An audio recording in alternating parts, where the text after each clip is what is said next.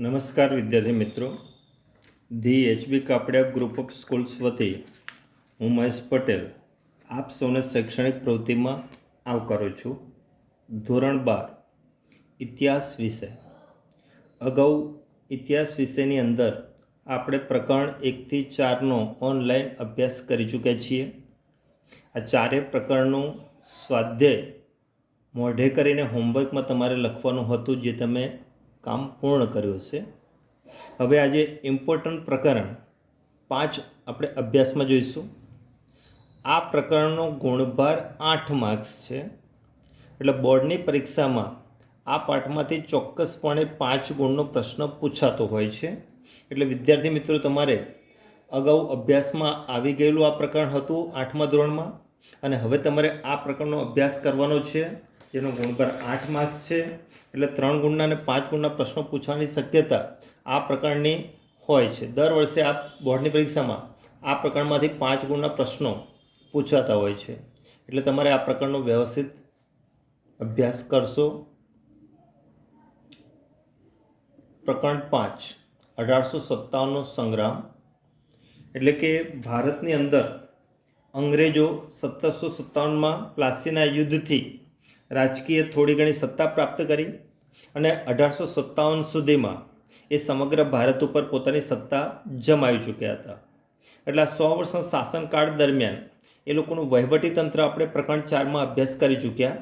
હવે એ લોકોએ જે નીતિ રીતિ અપનાવી એનાથી ભારતીય લોકોમાં જે અસંતોષ ઊભો થયો, અને આ લાંબા સમયના અસંતોષના પરિણામે અંગ્રેજો સામે ભારતીય લોકોએ એક લડત ચલાવી કે જેને આપણે કહીએ 1857નો સ્વાતંત્ર્ય સંગ્રામ, અથવા 1857ના વિપ્લવ તરીકે પણ ઓળખવામાં આવે છે. અને આ વિપ્લવ એક એવો હતો કે જે અત્યાર સુધી અંગ્રેજો સામે સહન કરી અને ચૂપચાપ દુઃખો યાતનાઓ વેઠ્યા, પણ વિદેશી શાસને ભારત ભૂમિ પરથી ઉખેડી નાખનાર ભારતનો આ પ્રથમ સ્વાતંત્ર્ય સંગ્રામ શરૂ થયો. એમાં વીર સાવરકરે તો એવું કહ્યું હતું કે તમામ ભારતીયો, તે રાજા હોય કે જાગીરદાર, કારીગર હોય કે ખેડૂત, સૈનિક હોય કે અન્ય હિન્દુ કે અન્ય મુસ્લિમ, જે પણ કોઈ વ્યક્તિ હોય, એમને પોતાની ક્ષમતા મુજબ યોગદાન આપ્યું છે. અને યુરોપના 2 સૌથી મોટા રાષ્ટ્રોની પ્રજા જેટલી પ્રજાએ અને તેના વિસ્તાર જેટલા મોટા વિસ્તારમાં ભારતીય પ્રજાએ સર્જેલો આ અનોખો બળવો હતો. કહેવાનો અર્થ એવો છે કે ઇંગ્લેન્ડ અને ફ્રાન્સ 2 મોટી સત્તાઓ હતી. એમનો જેટલો વિસ્તાર છે, એમના બંને પ્રદેશની જેટલી પ્રજા છે, એ બંનેનો વિસ્તાર ભારત કરતાં પણ ઓછો વિસ્તાર જોવા મળે. એ બંને દેશની પ્રજા કરતાં ભારતીય પ્રજા ઘણી વધારે હતી. તો આટલી મોટી પ્રજાએ અંગ્રેજો સામે બળવો કરેલો. તો આ બળવાની અંદર આપણે વિગતે જોઈએ કે 1857નો સંગ્રામ ભારતીય ઇતિહાસની ગૌરવપ્રદ ગાથા છે. કોઈ પણ ક્રાંતિ, વિપ્લવ કે બળવો થવા માટે કોઈ એક કારણ જવાબદાર હોતું નથી, પરંતુ લાંબા સમયથી ચાલ્યા આવતા અનેક કારણોના સરવાળા થકી જ આ પ્રકારની મોટી ક્રાંતિ, વિપ્લવ કે બળવો થતો જોવા મળતો હોય છે. અને આવા અનેક લાંબા સમયગાળાથી ચાલ્યા આવતા કારણોમાં જ્યારે ચિંગારી સ્વરૂપે કોઈ તાત્કાલિક કારણ સર્જાય, ત્યારે આગની જેમ ક્રાંતિ કે બળવો ભભૂકી ઉઠતો હોય છે. ભારતમાં લાંબા સમયથી તમે જુઓ કે રાજકીય દમન, વહીવટી ગેરવ્યવસ્થા, લશ્કરી અસંતોષ હતો. લાંબા સમયથી પરાધીનતા અને પરાધીનતાનું દુઃખ, આર્થિક શોષણ અને યાતના સહન કરી રહ્યા હતા.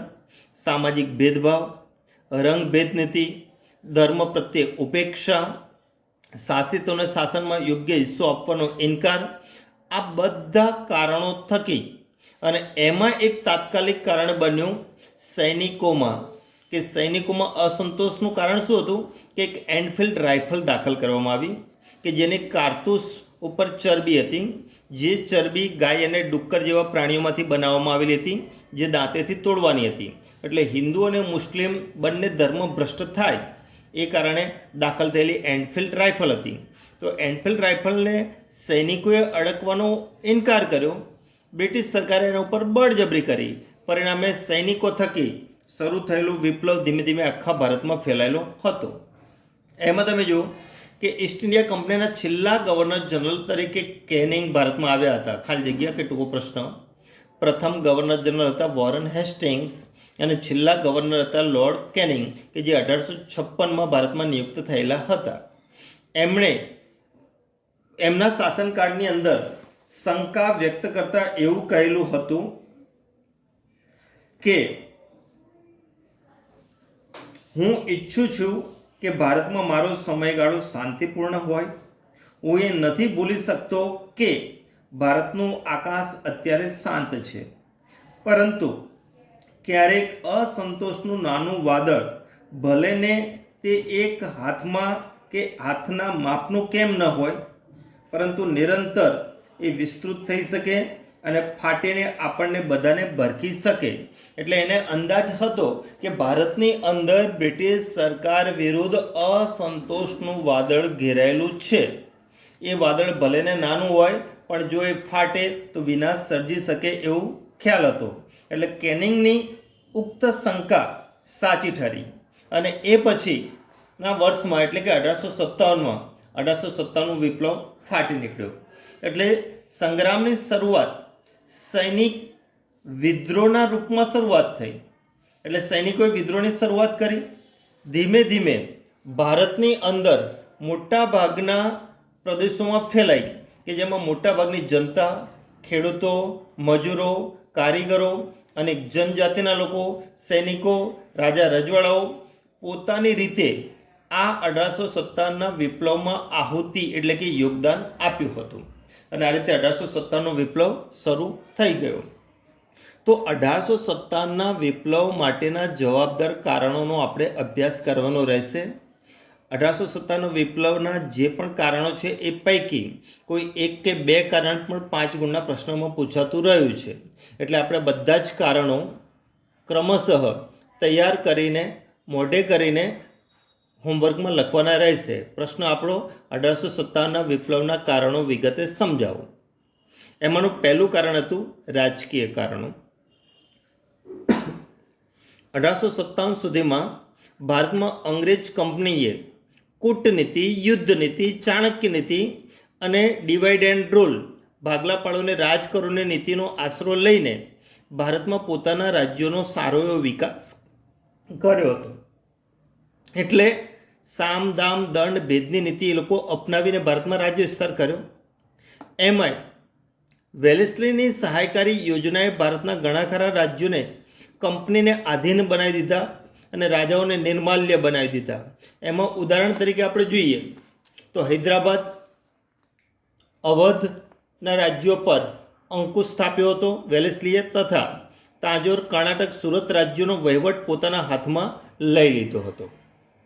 આ પછી કાર્ય કરનાર બીજો ગવર્નર જનરલ હતો લોર્ડ હેસ્ટિંગ્સ.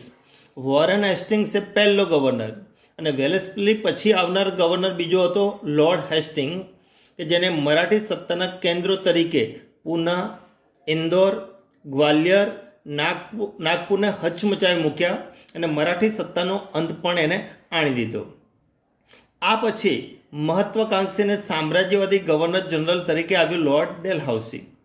લોર્ડ ડેલહાઉસીએ જીત જપ્તી અને ખાલસા નીતિનો ઉપયોગ કરી મોટાભાગના રાજ્યો ખલાસ કર્યા, જેમાં ગેરવહીવટના બહાના હેઠળ તો કેટલાક દેવા પેટે નાબૂદ કર્યા રાજ્યો, તો કેટલાક રાજ્યોમાં દત્તક પુત્ર લેવાનો અધિકાર નામંજૂર કરી ઉગ્ર રીતે અને આક્રમક શૈલીએ એને હિન્દના અસંખ્ય રાજ્યોને જીત જપ્તી અને ખાલસા નીતિ અન્વયે બ્રિટિશ સામ્રાજ્યમાં જોડી દીધા. અને આ ડેલહાઉસીના કૃત્યને લીધે ભારતનો મોટો વર્ગ અંગ્રેજ બ્રિટિશ શાસન સામે નારાજ થયો હતો. બીજી તરફ લોર્ડ ડેલહાઉસીએ સતારા, જેતપુર, સંબલપુર, ઝાંસી, નાગપુર, અવધ, બધાટ, ઉદયપુર વગેરે રાજ્યોને જીત જપ્તી અને ખાલસા નીતિ અન્વયે સામેલ કરી લીધા. જ્યારે બીજી બાજુ બાજીરાવ બીજાના દત્તક પુત્ર હતા નાના સાહેબ પેશવા, કે જેને બ્રિટિશ કંપની પેન્શન આપતી હતી, એ પેન્શન એણે બંધ કરી દીધું. ઝાંસીની રાણી લક્ષ્મીબાઈને તેમના રાજ્યથી વિમુખ કરવામાં આવ્યા. એટલે દત્તક પુત્ર નિષેધના કાયદા દ્વારા ઝાંસી રાજ્ય ખાલસા કરવામાં આવ્યું. એ પછી ડેલહાઉસીએ એક ઇનામ કમિશનની નિમણૂક કરી. હવે ઇનામ કમિશન નિમી અને ઘણા જમીનદારોની જમીન પણ હડપ કરી લીધી. જેમ કે બિહારના જાગીરદાર હતા, એમની જમીન મોટા પાયે ખાલસા કરવામાં આવી. એ જ રીતે ડેલહાઉસીની ખાલસા નીતિએ અનેક રાજાઓ, જમીનદારો અને લોકોના અસંતોષને પરાકાષ્ઠાએ પહોંચાડ્યો હતો.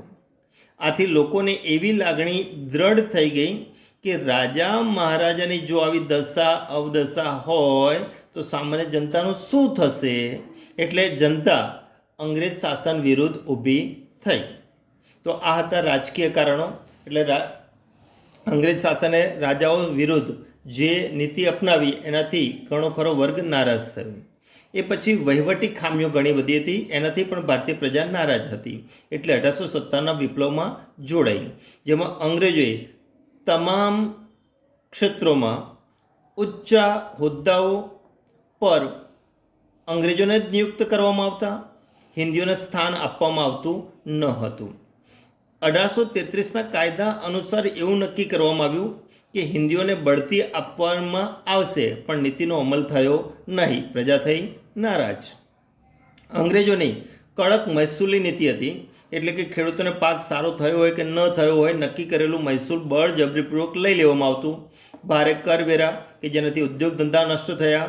ખર્ચાળ ન્યાય પદ્ધતિ, લાચ રૂશ્વતખોર વહીવટી તંત્ર વગેરે થકી પ્રજામાં ભારે અસંતોષ વધી ગયો હતો. બીજી તરફ પોલીસ તંત્ર પણ મોટે ભાગે બિનકાર્યક્ષમ અને નિષ્ક્રિય હતું.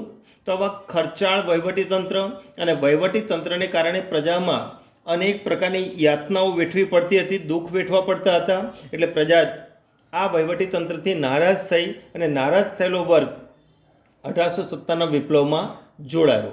એટલે આ પ્રકારે આ પાઠની અંદર તમારે 1857ના વિપ્લવના 2 કારણો, રાજકીય કારણો અને વહીવટી કારણો મોઢે કરીને હોમવર્કની નોટમાં લખવાના રહેશે. અસ્તુ.